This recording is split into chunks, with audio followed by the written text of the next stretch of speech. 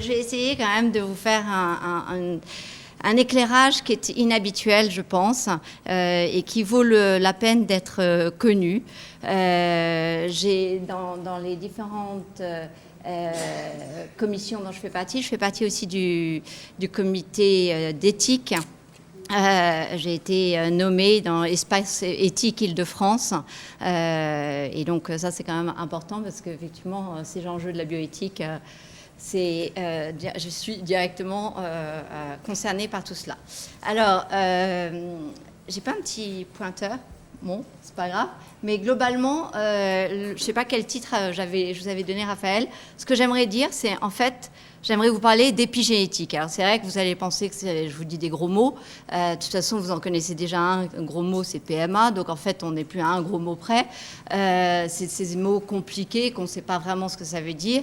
Et ce qui me semble important, c'est qu'effectivement, un regard épigénétique, vous allez comprendre pourquoi, sur la PMA fait sortir tous ces textes, doit faire sortir ces textes du Code civil et de finalement inviter notre président de la République et tous les comités ad hoc à faire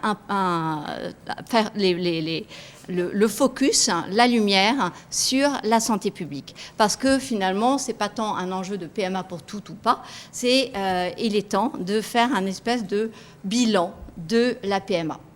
Donc, un petit plan en 5 parties, comme les 5 doigts de la main. La première partie qui est sur l'incantation des sigles. Mon prédécesseur en a parlé un petit peu, des sigles. Alors moi, je pense qu'effectivement, plus on vous balance des sigles, alors des acronymes, appelez ça comme vous voulez, dans votre langage, plus on vous empêche d'avoir une réflexion propre sur ces sujets. Et donc, finalement, je déteste parler de PMA, je déteste parler de toutes ces choses-là, parce qu'en fait, on ne comprend pas de quoi il s'agit. Contrairement à mon prédécesseur, je pense que nous ne parlons pas de procréation médicalement assistée, mais bien le terme anglais, ART, qui est Assisted Reproductive Technology, c'est-à-dire qu'en fait, nous parlons bien, c'est ce que nous faisons, une technologie qui assiste la reproduction. Et je trouve ce terme anglais très exact sur ce qui est mis en œuvre. Voilà. Alors, dans les différents gros mots acronymes, il y en a un qui va vous être un petit peu familier, mais à tort, c'est IVG. L'IVG maintenant, depuis peu, c'est l'in vitro gamétogénèse. Et c'est drôlement important parce que pendant longtemps, on a dit il ne faut pas utiliser des souches de l'embryon humain. Et d'ailleurs, c'est pour ça que j'ai lancé le site Science sans conscience. Et il y a des alternatives qui sont prendre des cellules souches adultes. Alors c'est génial, les cellules souches adultes, eh bien c'est celles qui permettent notamment de faire de la gamétogénèse in vitro. Qu'est-ce que je suis en train de dire ? Je suis en train de dire que finalement, on a mis au nu une technique en disant n'utilisez pas l'embryon humain, mais utilisez plutôt cette technique. Dès qu'on fait ce genre de tactique, c'est du tacticien, c'est pas bon. C'est-à-dire qu'en fait, ça ne sert à rien de s'engouffrer à prendre la défense d'une technique dont on ne maîtrise pas le champ d'application. Donc, à partir de ces souches adultes, autrement dit, cher monsieur, je vais vous prendre un petit bout de peau, et puis parce que vous m'avez bien séduisant, et puis je vais dériver à partir de votre bout de peau de vos spermatozoïdes. J'espère que vous ne m'en voudrez pas et que votre épouse, j'aurai pas d'ennui avec elle. Voilà, c'est ça ce que... Oui. Il faut que je... Ah, ouais. Ah, vous entendez mal ? D'accord. Donc voilà un petit peu l'importance de ces acronymes et le fait que finalement, dès qu'on les utilise, on est plus libre sur notre pensée. Alors, ça a été dit un petit peu par Blanche tout à l'heure, c'est vrai qu'à partir de cette incantation des acronymes, on a du coup relayé dans la société française le fait qu'on pouvait banaliser le don d'ovocytes et que effectivement désormais ça c'était en l'été 2015. Il y avait un spot publicitaire que vous pouviez entendre, vous entendiez des petits oiseaux, etc. Je ne sais pas si on peut l'entendre. Le don d'ovocytes, ça y est, j'ai décidé de le faire, c'est vrai. Voilà, vous voyez, vous avez des petits oiseaux. Vous avez des discussions bien sympathiques. Et en fait, quand vous alliez sur le site Internet, on vous posait des questions très pertinentes par rapport au don de vos sites, vous en jugerez vous-même. Aimez-vous rendre service à votre entourage? Aimez-vous donner de votre temps pour aider les autres? Aimez-vous créer des occasions de réunir des gens, repas, fêtes, sport? Je précise que c'était l'agence de biomédecine qui sponsorisait ces campagnes. Dans votre entourage, connaissez-vous des personnes qui ont besoin ou qui ont eu besoin d'une aide médicale pour avoir des enfants? Et alors, si on répondait oui à toutes ces questions ou non, parce que j'ai poussé le vice à répondre non, on vous expliquait, ah oui, aimez-vous offrir des cadeaux, des fleurs et des chocolats? Donc, vous voyez, finalement, le don d'ovocytes, ça revient à faire plaisir aux gens et leur offrir des chocolats. Évidemment, vous imaginez bien que derrière cet acte qu'on décrit comme bénin, sans conséquence, il y a un acte médical qui est des plus violents, qui est hautement traumatisant, parce que, comme vous voyez ici, je vous invite à regarder la vidéo sur YouTube. Et vous verrez comme ce pauvre gynécologue trouve que c'est très bénin, c'est-à-dire qu'il est dans un niveau de tension très intense parce qu'il va essayer de piquer avec sa sonde l'ovaire de la brave patiente, enfin qui n'est pas forcément malade en l'occurrence, c'est même pas une patiente d'ailleurs, c'est peut-être une jeune femme qui veut mieux travailler pour son employeur et que son employeur a incité à congeler ses ovocytes et il pique. Et parfois, il pique le scrotum, parfois, il pique ailleurs. Bah, ça, c'est des accidents. Vous voyez comme quoi c'est pareil que d'offrir des chocolats. Et on a vraiment raison de mettre, l'ABM a vraiment eu raison de mettre ça sur le même point, si vous pensez que cette femme était comme en train de donner des chocolats. Donc, vous voyez quand même cette manipulation. C'est quand même, on est profondément manipulé. Alors, pourquoi est-ce qu'on récupérerait tant de gamètes? Déjà, ça permet à nous, chercheurs, de tester des techniques nouvelles. Alors, on va l'habiller la plupart du temps pour vous faire plaisir et pour avoir les financements ad hoc de visée thérapeutique. C'est-à-dire qu'on va vous dire que c'est pour vous soigner. Et on va créer des modèles humains expérimentaux.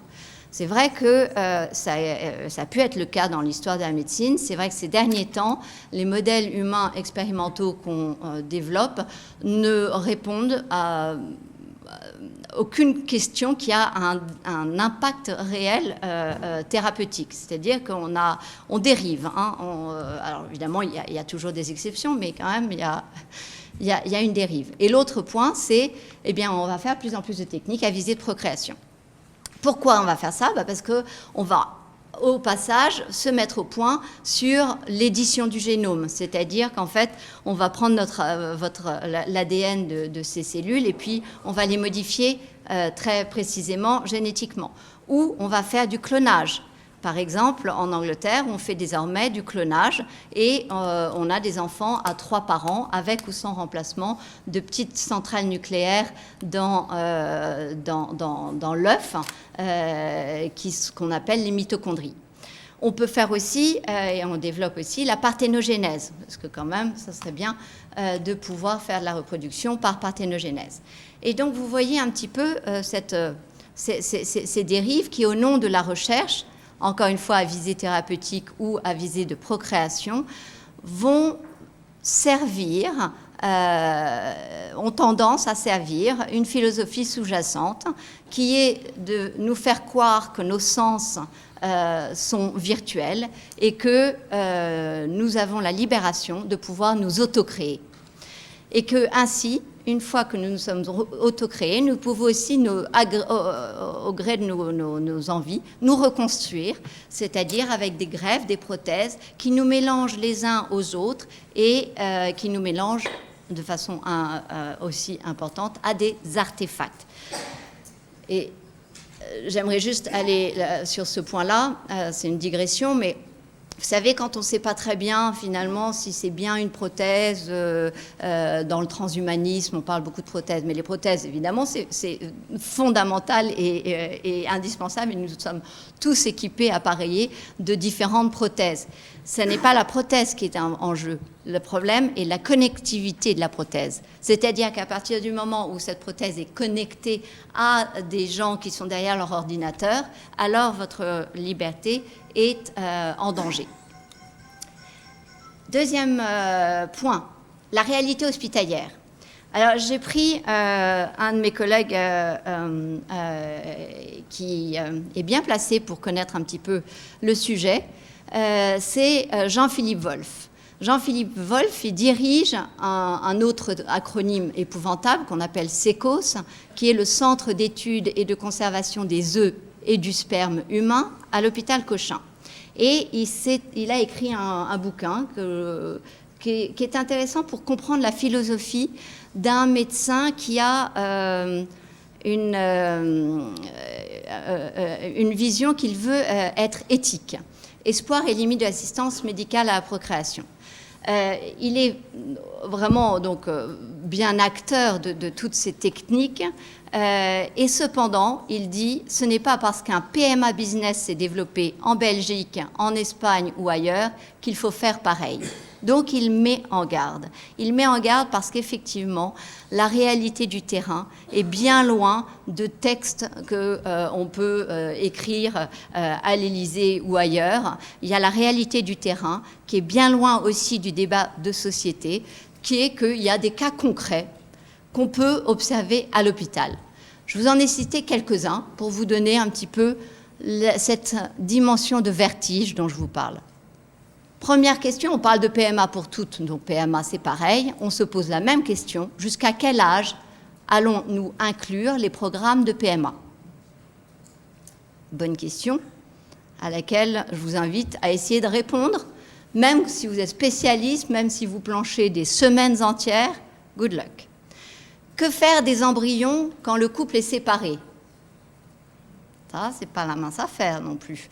Les séparations, vous savez, ça arrive finalement de temps en temps, et donc on se retrouve avec un embryon. Est-ce qu'on a le droit de transférer les embryons quand le géniteur est décédé ou simplement quand le mari a une espérance de vie limitée, par exemple, du fait du cancer? Et puis il y a des questions beaucoup plus prosaïques de certaines femmes qui témoignent d'un certain altruisme.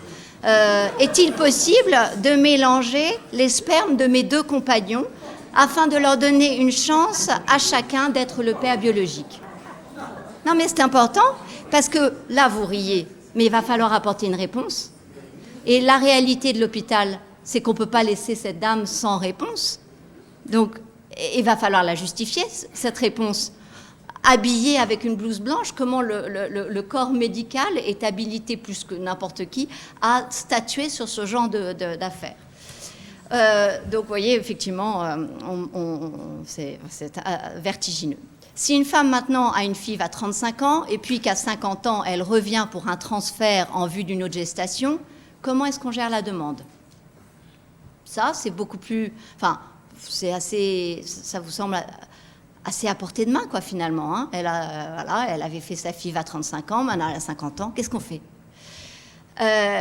Alors, à Cochin, il y a une dizaine d'hommes âgés de plus de 80 ans qui poursuivent, parce qu'on vous demande si vous voulez poursuivre la conservation de vos spermatozoïdes. Et ils souhaitent conserver leur paillette, ils la conservent en toute légalité. Alors qu'a priori, aucun centre français ne sera jamais susceptible de prendre en charge le transfert de spermatozoïdes d'un homme âgé de plus de 80 ans. Et donc, qu'est-ce qu'on va faire là? Là, on est juste sur de la PMA classique, si je puis dire. On va faire maintenant la PMA pour toutes. Vous imaginez un peu le nombre de futurs décrets d'application dont on est en train de parler. Puisqu'on nous parle de code civil, allons dans cette réalité et comprenons ce qui est en jeu. Et puis maintenant, projetons-nous dans le futur.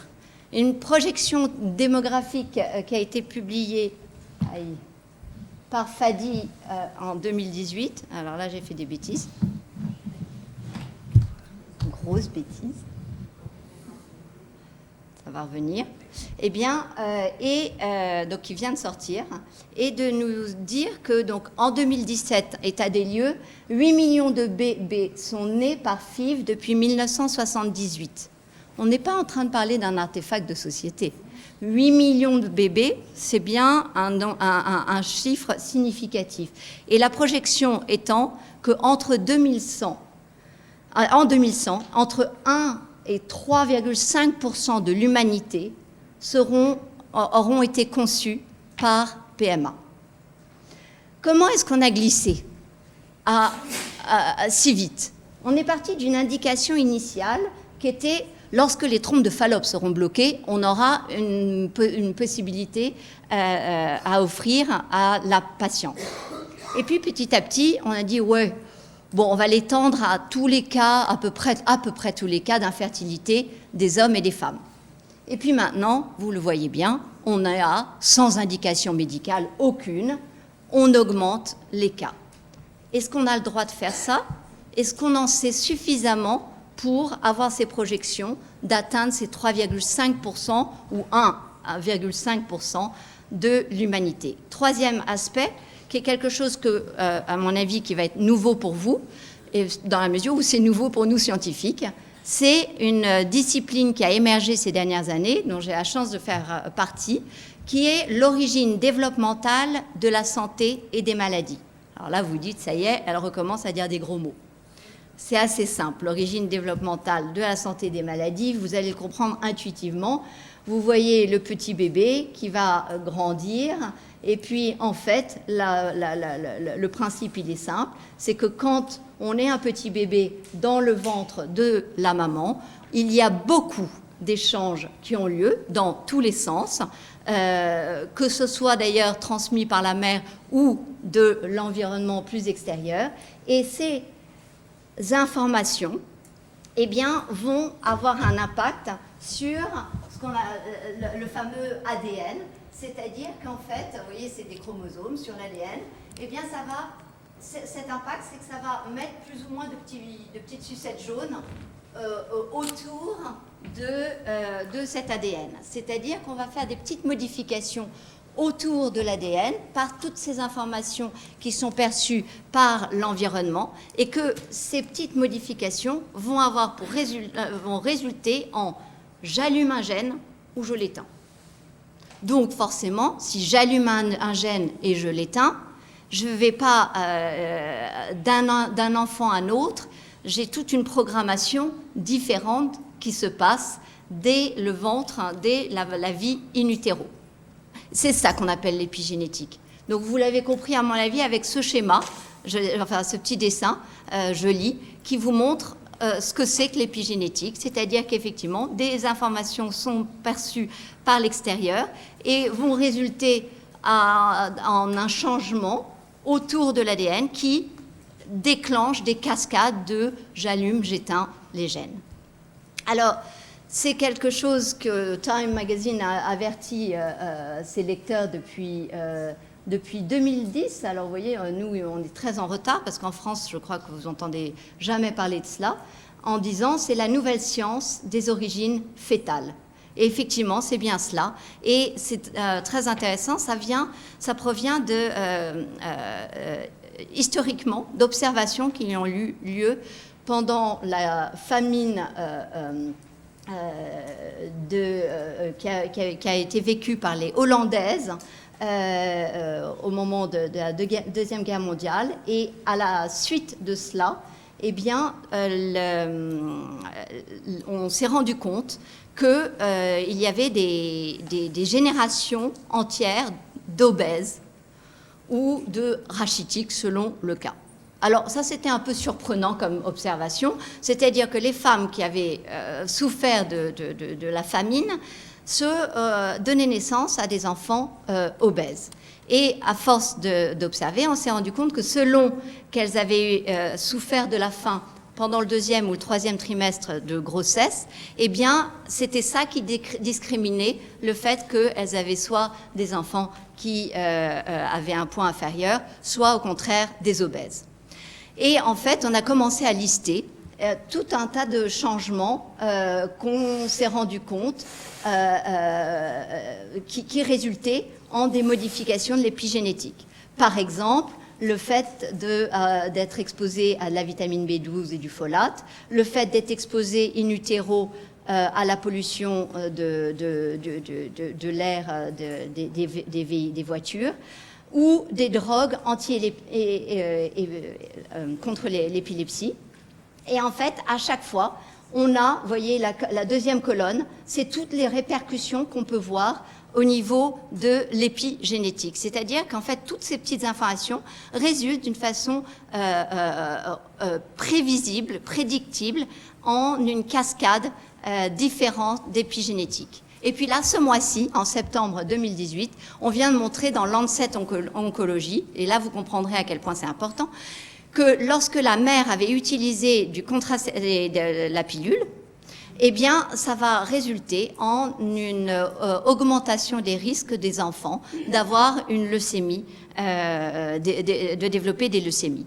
Donc vous voyez comment, c'est même à distance finalement, des molécules vont avoir une répercussion sur la santé de l'enfant et de l'adulte à naître. Alors, j'ai fait une longue introduction sur l'origine développementale de la santé et des maladies, mais qu'est-ce qu'on sait du coup dans le cadre de la PMA ?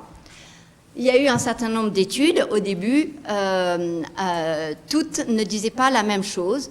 Le rouge disait qu'en gros, il y avait une influence claire sur l'épigénétique des enfants produits par PMA, et les jaunes disaient que non, pas forcément. Pourquoi est-ce qu'il y a une telle variabilité ? C'est souvent la technique qui, selon quelle technique on utilise, on a des résultats différents. Donc ça, c'était en 2011, et du coup, c'est vrai que ça n'a pas trop alerté les gens, même si majoritairement, comme vous le constatez, très majoritairement, l'impact sur l'épigénétique était clair. Donc on a continué un petit peu à observer, on s'est dit, mais finalement, il y a quand même beaucoup de stades, de moments où dans le développement de l'enfant issu de PMA, il va y avoir des choses qu'on sait qui ont une répercussion sur l'épigénétique dès à présent. Par exemple, la stimulation ovarienne. Je viens de vous montrer que quand on prenait la pilule, il y avait une répercussion, donc inutile de vous dire qu'une stimulation ovarienne va avoir des impacts sur l'épigénétique de l'enfant à naître. Et idem sur le fait de récupérer l'œuf. Vous avez vu un peu le traumatisme pour la mère. Vous imaginez bien qu'il y a une répercussion du stress de la mère qui se fait sur l'enfant, sur l'œuf, pardonnez-moi, mais du coup sur l'enfant à naître, donc sur les ovocytes. La méthode d'insémination même, regardez ce qu'on fait subir à ces petits œufs. Effectivement, on pénètre d'une façon très violente avec une pipette. C'est quand même une intrusion terrible dans la première, de ce qui va être l'enceinte de leur premier développement à la première cellule. Et puis en fait, il y a tout un tas d'autres expositions. La température, cette espèce de 37 degrés un peu constant, et puis tout d'un coup, on sort à température ambiante les boîtes de pétri qui contiennent les ovocytes ou les embryons, et puis on les remet, on les expose à la lumière. Inutile de vous dire que nous tous, dans cette salle, nous n'avons pas vu beaucoup de lumière quand nous avons été conçus. Qu'il y ait eu une couette ou qu'il n'y ait pas eu la couette parce qu'il faisait très chaud. L'oxygène aussi est un impact qui va être contrôlé et l'absence de mouvement de nos enceintes, nos incubateurs ne bougent pas du tout, contrairement aux femmes, et elles ne sont pas du tout rythmées, c'est-à-dire qu'on n'a pas encore envisagé l'enceinte à PMA qui a reproduit le mode du rythme cardiaque de la mère. Tout ça, la rythmicité, vous comprenez que tout ça, ça a autant d'importance sur l'allumage ou l'éteignage de certains gènes. Donc, finalement, on se retrouve avec des macro et des micro-informations de l'environnement qui vont être très différents entre un enfant conçu sous la couette ou en dehors de la couette et un enfant conçu par PMA.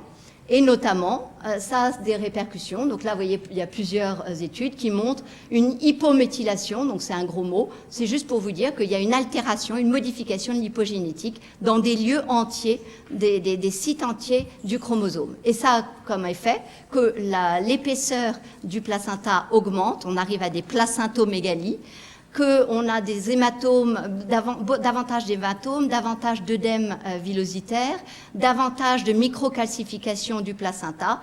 Vous voyez, toute une cascade d'événements qui ont lieu sur ces embryons. Et tout cela, on est en train de le constater et parallèlement, on dit on va étendre la PMA pour toutes ou plus loin.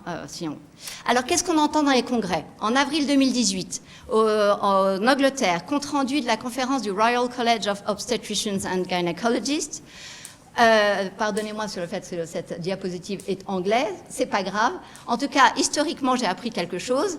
C'est que la première bébé fivette, la première petite Louise Brown, elle est le résultat non seulement de la technologie médicale, mais aussi d'une millionnaire américaine qui avait des problèmes de fertilité et qui a du coup donné la bagatelle de 95 000 $ pour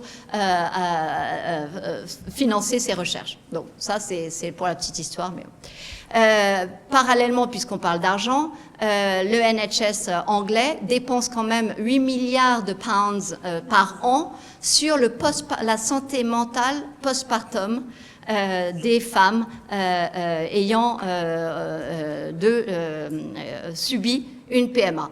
Donc ça, pareil, on n'en entend pas du tout parler parce que c'est nié. Il n'y a pas de stress. Il n'y a pas de stress pour l'œuf, vous venez de le voir. Il n'y a pas de stress pour la femme et elle ne souffre pas du tout au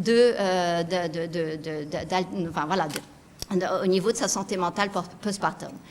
Tant et si bien que le Dr Brown, et alors là, vous voyez, c'est que des acteurs finalement de ces techniques, dit mais finalement la FIV, elle a été une solution merveilleuse, mais si on la considère dans son contexte, on revient à ce que vous disiez, cher monsieur, c'est que effectivement on bypass des autres options, c'est-à-dire qu'on passe outre d'autres options qui pourraient éviter la souffrance, qui pourraient éviter tous les stigmas qui sont liés à ces techniques et aussi qui pourraient éviter et nous mettre en situation où on avertisse finalement les pays avec des revenus moindres, les pays en voie de développement, parce que finalement, il faut qu'on arrête de stigmatiser le fait que ne pas avoir d'enfants, c'est un handicap.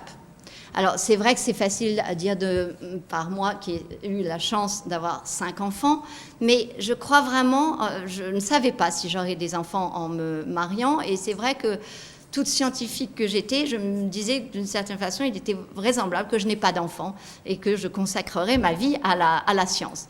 Et c'est vrai que je trouve que des devenirs sans enfants, c'est beau comme tout, c'est plein de fécondité, d'une fécondité autre pour la société. Et donc je suis convaincue de ce que je dis là et qu'il faut arrêter de mettre en évidence le fait que si vous ne pouvez pas avoir d'enfants, vous êtes malade.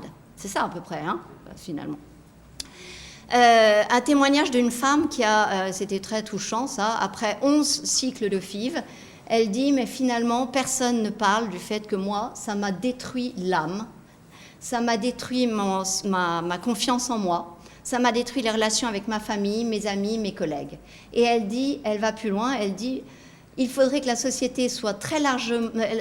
En fait, elle constate que la société est très largement non informée de l'intensité de la douleur, parce que finalement, les personnes qui ont eu de l'infertilité, à être traitées de l'infertilité, eh bien, ils restent secrets sur tout ce qu'ils ont pu vivre parce qu'ils ont peur du jugement. Comment vous allez me juger? Je passe par des cycles, pourquoi pas 11 cycles, 5 cycles, c'est plus fréquent, de PMA, Et là, je vous dis, mais finalement, ça m'a trop stressé toute cette histoire. L'enfant est né, mais j'arrive même pas à me réjouir parce que c'était trop dur. Ben, vous allez me juger. Et c'est ça le problème, c'est qu'effectivement, ces personnes, du coup, n'osent pas dire leur stress. Conclusion des discussions en rassemblée, eh bien, il y avait un message clair que la FIV n'est pas la réponse à tout et que la société devrait investir dans des solutions alternatives comprenant l'éducation des générations nouvelles. Donc, vous voyez un petit peu où est-ce qu'on en est dans des congrès scientifiques. Qu'est-ce qu'on lit maintenant dans les articles ? Eh bien, on lit des choses très claires qu'il y a, mais ça on le savait depuis un moment, c'était ma collègue Christine Jiquel qui a mis ça, on partageait notre bureau à l'hôpital Trousseau, et elle a été la première en France à découvrir qu'il y avait beaucoup plus de syndrome de Winland-Beckwith lorsque les enfants étaient issus de FIV. Qu'est-ce qu'elle fait ? Parce qu'elle était experte de ce syndrome-là. Qu'est-ce qu'elle fait ? Elle appelle les médecins en disant « Mais est-ce que vous me dites toujours quand ils sont issus de FIV ou pas ?» Alors là, ils disent « Ah ben non, parce que tu comprends, c'est lourd dans le record de l'enfant, dans le carnet de santé, on ne le consigne pas, donc on ne le dit pas, etc. etc. » Elle dit « Mais je ne comprends pas, parce que moi, vraiment, j'ai l'impression que j'observe beaucoup plus de syndrome de Winland-Beckwith que d'habitude, et c'est quasiment systématique que ce sont des enfants de FIV. » Qu'est-ce qu'elle constatait là ? Elle constatait une vérité qui a été publiée par elle, mais confortée par plein d'études dans le monde, que c'est que le risque de ces maladies, syndrome de Winland-Beckwith et Silver-Russell, sont augmentés entre 3 et 4 fois par rapport à un enfant non conçu par PMA. Donc, l'épigénétique dont je vous parle, elle a réellement un impact qui est mesuré. Les études sont toutes homogène là-dessus, parce qu'effectivement, là, il n'y a pas de biais expérimentaux. Et que ce soit sur le chromosome 15 ou le chromosome 11, on arrive à des maladies avec des retards mentaux. Voilà. Donc, un risque plus élevé de maladies épigénétiques des enfants issus de FIV et d'ICSI. Est-ce qu'on en parle ? Oh non. Non, ça risquerait d'être la vérité et donc de détourner des gens. Comment est-ce qu'on peut ne pas prévenir des risques ? C'est bon. Perspective de l'article, et d'ailleurs c'est un article qui a été publié par une équipe lyonnaise, donc je salue mes collègues lyonnais, UC, à l'European Journal of Medical Genetics, toujours cet été, tout ça. Décidément, il ne faut jamais que je bouge. Eh bien, leur conclusion est de dire qu'il faut développer une prise de conscience sur la nécessité de créer des registres des malformations congénitales et des syndromes génétiques et épigénétiques, parce qu'on voit bien qu'il y a un lien entre les deux.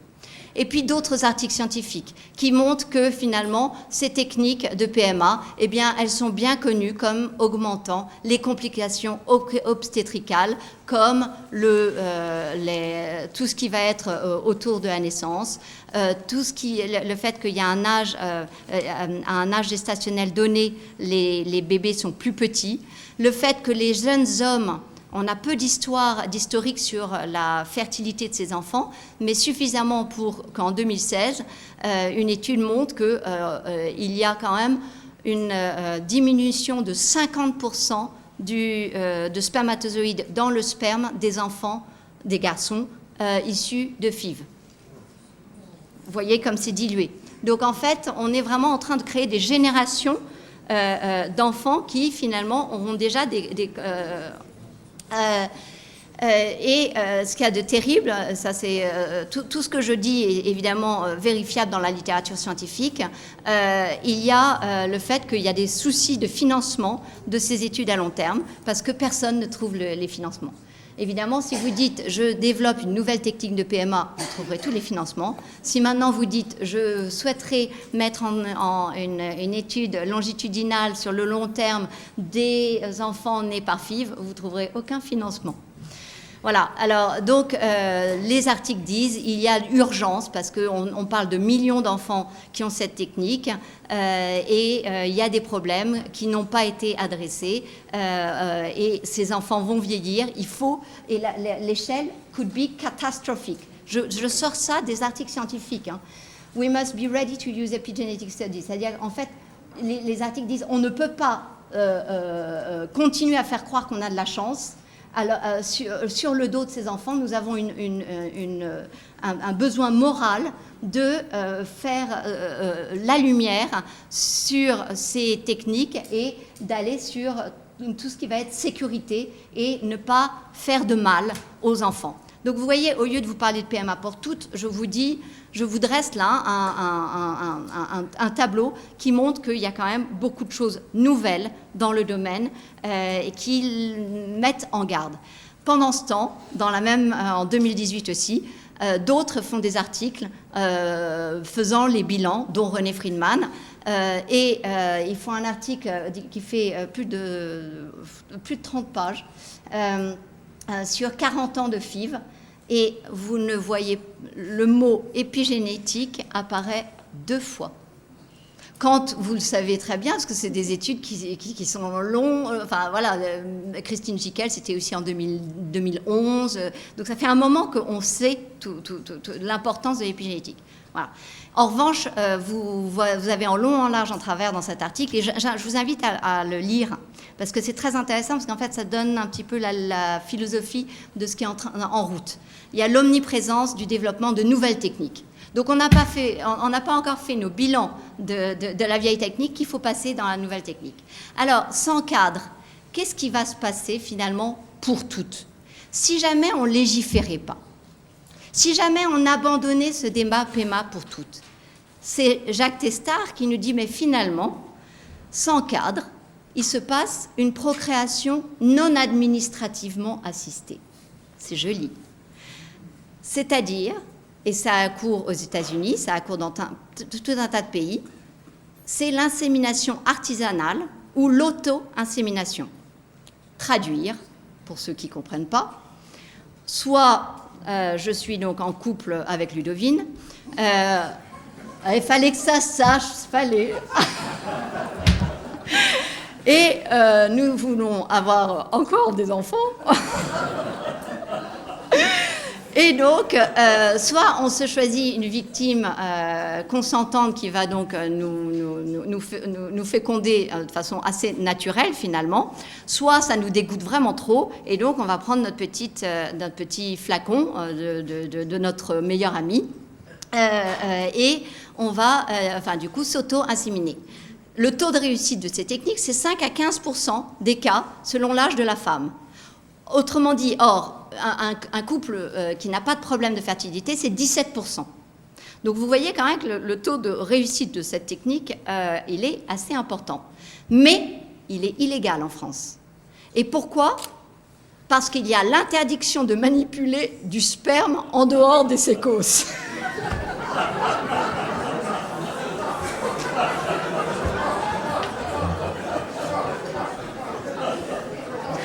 Eh oui. Donc je vous dis, maintenant, la mauvaise nouvelle, c'est que vous êtes venu écouter ma conférence et que du coup, maintenant, vous savez que vous êtes passible de 30 000 € d'amende et de 2 ans de prison. Voilà. Ah, mais...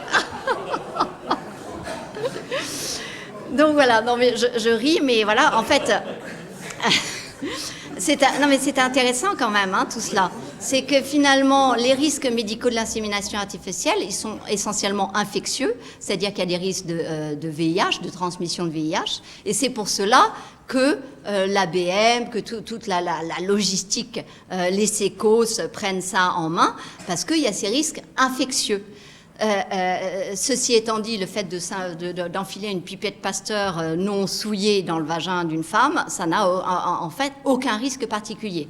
Donc on n'est pas du tout dans la même problématique quand même que l'avortement ou des choses comme ça. C'est-à-dire que concrètement, cette pratique, elle est interdite parce qu'il ne faut pas manipuler du sperme en dehors de ses causes. Donc voilà ce qui se passerait sans cadre. Alors maintenant, avec cadre, quelles vont être les prochaines étapes? Et ça, c'est important de le savoir. La suite du programme, elle est parfaitement, et je mesure ce que je dis, incontournable. La PMA pour toutes va obligatoirement, au nom de l'égalité, liberté, égalité, fraternité, dériver en PMA pour tous. Ça n'est pas possible d'autoriser les femmes homosexuelles à avoir recours à la PMA si vous n'autorisez pas les hommes homosexuels à la PMA. Ça n'est pas possible. Ça n'est pas tenable par aucun gouvernement de droite, de gauche, ou de je ne sais pas quoi. Donc, PMA pour tous, ça veut dire gestation pour autrui. Cette gestation pour autrui, dont Sylvia Nagajinsky dit tellement joliment, on n'a encore jamais vu une femme riche porter un enfant pour un couple commanditaire plus pauvre. C'est tristement réel, et c'est le cas. GPA, mais aussi greffe d'utérus, ce qu'on appelle UTX en anglais, transplantation d'utérus. Alors ça, on y va gaiement. On en est quand même au 10e enfant né en décembre 2017, issu de transplantation d'utérus. Et d'un père mort, j'ai oublié de dire, parce qu'effectivement, le géniteur était décédé, mais avant la gestation. L'autre technique, c'est le remplacement mitochondrial, c'est-à-dire on va faire des enfants à 3 parents, c'est ce que je vous ai dit, c'est-à-dire qu'il y aura la génétique, l'épigénétique de l'œuf que vous connaissez maintenant, qui n'a plus de secret pour vous, la génétique de l'ADN qu'on amène au niveau de ce qu'on appelle le noyau, et la génétique des petites centrales nucléaires dont je vous ai parlé. Trois informations génétiques au sein. Alors, évidemment, il y a beaucoup de casse, c'est-à-dire que c'est des techniques qui donnent des résultats épouvantables chez les animaux comme chez l'homme, mais c'est pas grave, c'est autorisé en Angleterre et voilà, et donc on y arrivera forcément. L'ectogénèse, en gros mots, vous allez dire encore, vous avez raison, l'ectogénèse, ça n'est rien d'autre que le placenta artificiel. Et ça aussi, nous y sommes très largement. Je tiens à votre disposition tout un tas d'informations sur cette ectogénèse. Globalement, on arrive très bien à le faire chez et ça, c'était en décembre 2017 par mes amis collègues du Children's Hospital de Philadelphie qui montrent qu'ils arrivent à faire de la gestation de petits agneaux de façon très efficace dans des petits sacs. Le clonage, et là vous comprenez le drame de ce que nous sommes de ce que je suis en train de vous dire. Le clonage qu'on dit qui n'est pas réalisé chez l'homme, il est faisable techniquement depuis 2013 chez l'homme. Donc qu'on arrête, ça je me tue à le dire à l'Alliance Vita, à la Fondation Le Jeune, etc. J'aimerais que vous le sachiez tous, qu'on arrête de dire le clonage, on n'y est pas. Le clonage, on y est pour 2 raisons. Un, parce qu'il est autorisé par la loi en France, contrairement à ce que vous entendrez, et je tiens encore une fois à tous les articles pour vous le... Et deuxièmement, parce que techniquement, on sait le faire depuis 2013. Et puis, autre aspect qui est une suite incontournable du programme, c'est que vous êtes tous une bande de fous. Et moi avec. Parce que j'ai conçu mes enfants d'une façon naturelle. Et ça, quand on est à l'heure du recyclage, de bien faire attention au plastique, etc., eh ben, c'est complètement timbré et malade, c'est moralement répréhensible de mettre au monde des enfants à l'heure d'aujourd'hui où on a toutes les techniques pour diagnostiquer si oui ou non ils sont porteurs de telle ou telle maladie. Et ça, vous devez le comprendre. Ça veut dire quoi? Ça veut dire qu'en fait, finalement, si jamais je suis une personne sensée, un peu bobo, un peu... voilà, digne de ce nom, eh bien, logiquement, je ne fustige évidemment pas les bobos, mais il est logique, il serait irresponsable de ma part, si je devais procréer à nouveau, de ne pas passer par ces techniques. Ben oui, parce que ces techniques me permettent de éventuellement faire du tri du sperme de mon mari pour prendre les spermatozoïdes les plus performants, les moins morphologiquement anormaux, ou alors de simplement faire du tri sur nos embryons, parce que on est peut-être, on n'est jamais à l'abri, que nous étions porteurs de mutations génétiques l'un et l'autre. Et donc, puisque la technique est là, je me dois de l'utiliser, sinon je risque de mettre des enfants au monde qui sont porteurs d'un certain nombre d'anomalies. Et ça, je ne vois pas comment vous pourrez résister à cela. C'est un torrent qui va vous emporter tout cela. C'est-à-dire, qu'est-ce que vous allez dire à des gens qui vous disent « mais c'est dégoûtant de faire les jeunes couples ». C'est dégoûtant de faire des enfants sans maîtriser à peu près les choses quand on peut les maîtriser scientifiquement. Vous comprenez ? Alors, d'où nous vient cette obligation morale d'utiliser, d'acheter la dernière version d'iPhone, de collaborer avec toute nouvelle technologie? C'est intéressant parce qu'en fait, on se dit, on est tous pareils, hein, on le fait. En fait, tôt ou tard, on collabore avec. Alors, on résiste plus ou moins. Alors qu'en fait, la science, c'est ça. La science, c'est ce petit cartoon très joli, où en fait, c'est ce gars, un collègue généticien, qui est avec un puzzle de 3 milliards de pièces. Et puis, il y a son ami qui dit « Oh, I think I found a corner piece. Je crois que j'ai trouvé une pièce du coin du puzzle. » Et en fait, c'est ça qu'on fait. Oui, nous, scientifiques, notre jeu, c'est ça. C'est l'interprétation de notre génome, c'est ça. C'est-à-dire qu'en fait, on ne fait que tracer des lignes entre ce que nous ignorons et ce qui paraît le plus certain à un temps donné. Donc, alors, parfois, on se trompe plus ou moins, mais c'est ça notre tâtonnement vers la connaissance. Et parallèlement, comment est-ce qu'on va vous faire plonger dans une autre idée? D'abord, on va vous montrer une photo qui va vous choquer, qui va vous... Voilà, qui vous laissera jamais neutre et que vous n'oublierez jamais. Par exemple, on vous a montré récemment la photo de ces petits singes qu'on avait clonés. Ils étaient très touchants, enfin, voilà.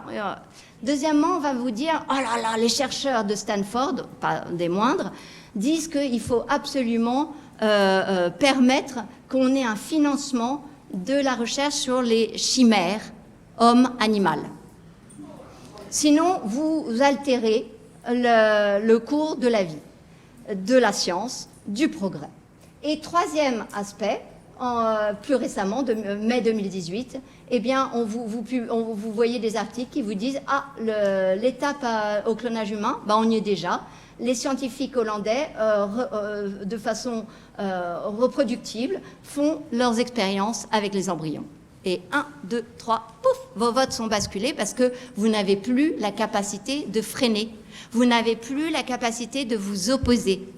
Et la seule chose que vous pouvez dire, mais finalement, c'est toujours cette frontière entre ce que nous ignorons et ce qui paraît le plus certain. Sur la PMA, on y est en plein. C'est que finalement, on a mis au point une technique, on ne savait pas trop si ça allait marcher, etc.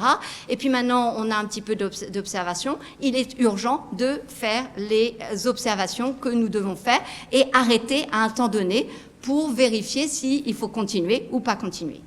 Voilà, alors la perspective, eh bien, à mon avis, elle est claire. C'est que nous avons la responsabilité, médecins, scientifiques et même acteurs de la société plus large, d'améliorer la santé des individus, oui. Mais, premièrement, quelles frontières on établit entre le pathologie et le normal? Ça, c'est vraiment important.